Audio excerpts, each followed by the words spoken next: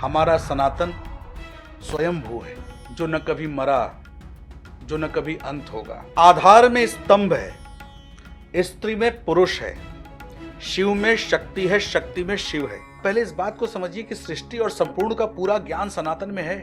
हर वो चीज जिस पर आज विज्ञान रिसर्च कर रहा है, हमारे सनातन में उसकी व्याख्या पहले से उपलब्ध है। जी के सर, ये देखा गया है कि सनातन धर्म को छोड़ के जितने भी और रिलीजन हैं इंडिया में हमारे, उसमें एक बुक को ही सर्वप्रिय माना गया है। लेकिन सनातन धर्म एक ऐसा धर्म है जिसके अंदर न जाने कितने अनगिनत देवी देवता हैं। फिर उन देवी देवताओं की अलग अलग पूजा पद्धति है।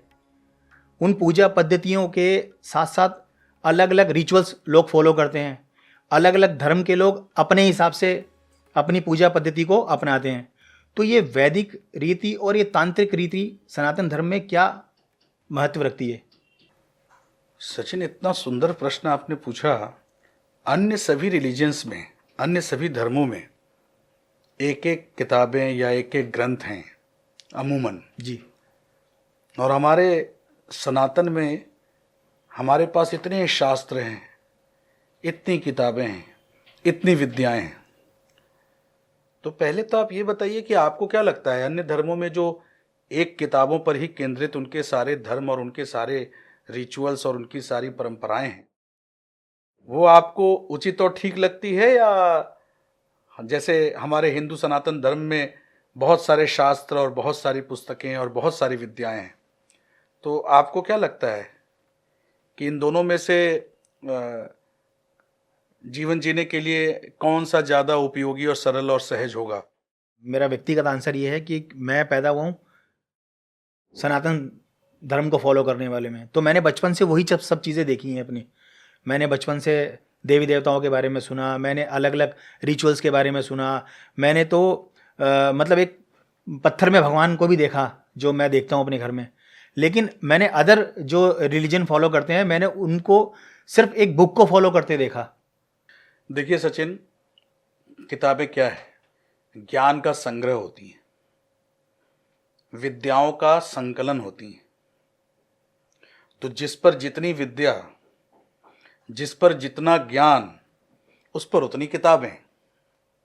अन्य किसी भी धर्मों में अगर उनकी एक ही होली बुक रही है या उनका एक ही ग्रंथ रहा है, और हमारे शास्त्रों में, हमारे पास, हमारे वैदिक परंपरा में ज्ञान और विद्या इतनी वृहद है, इतनी विस्तृत है, तो आप पहले इस बात को समझिए कि सृष्टि और संपूर्ण का पूरा ज्ञान सनातन में है। और वो एक किताब किसी की भी, वो किस हद तक आपको सृष्टि, ब्रह्मांड और इस मानव जाति और इस पूरे प्रकृति और इस पूरे सृष्टि के बारे में आपको कितना, किस हद तक ज्ञान दे सकती है। मेरी आलोचना नहीं है और मेरी टिप्पणी भी नहीं है किसी पर हाँ, सनातन श्रेष्ठ है। सनातन में इतनी ज्ञान, इतनी विद्याएं वो एक किताब में नहीं समा सकती। हमारा सनातन स्वयंभू है, जो न कभी मरा, जो न कभी अंत होगा, जिसका ना आदि है ना अंत है, जो सत्य है, जो शाश्वत है, जो सदैव था, सदैव है, सदैव रहेगा, जो था, जो है, जिससे सब है, जो सबका है, वो सनातन है।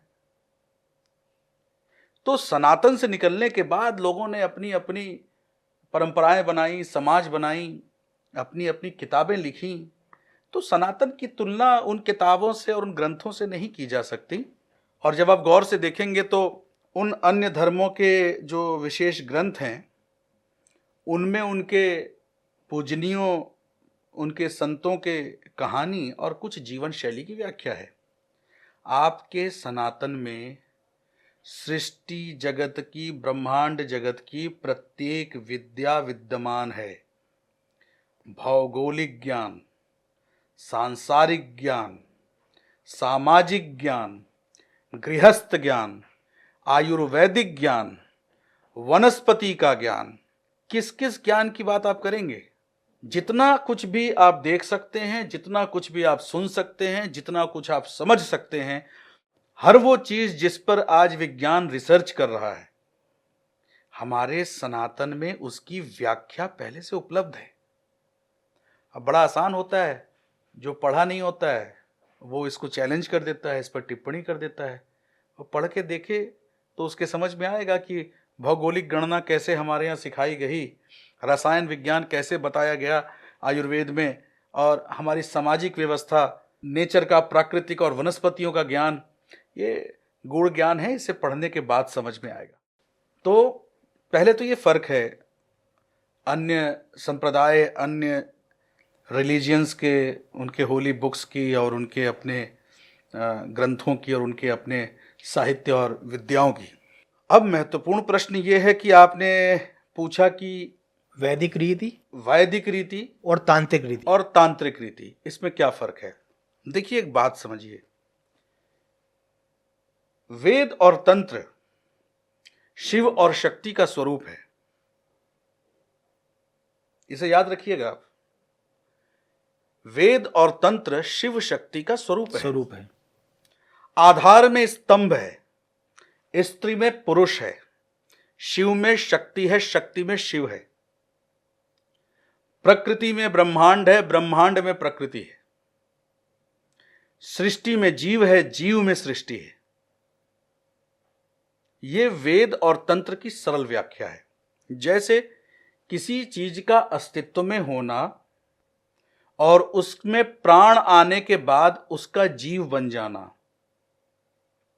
ये दोनों किसी एक ही परिस्थिति में किसी एक के ही साथ लागू हो सकते हैं। जब तक प्राण नहीं है वो निर्जीव है, अस्तित्व तब भी उसका है। वो निर्जीव की अवस्था में है, अस्तित्व तब भी उसका है, पर जब उस पर प्राण आता है तब वो जीव हो जाते हैं।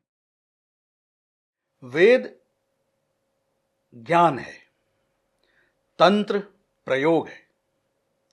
जब तक आप ज्ञान का प्रयोग नहीं करते तब तक आप किसी भी चीज को चलायमान नहीं कर सकते, अस्तित्व में नहीं ला सकते, उसे जीवित नहीं कर सकते, उसे वास्तविक नहीं बना सकते। तो वेद और तंत्र का आध्यात्मिक मायने भी बहुत अलग है, और भौतिक रूप से भी अगर वेद और तंत्र को पढ़ा जाए और समझा जाए तो इसका मायने बहुत अलग है। लोग इसको भिन्न करके देखते हैं।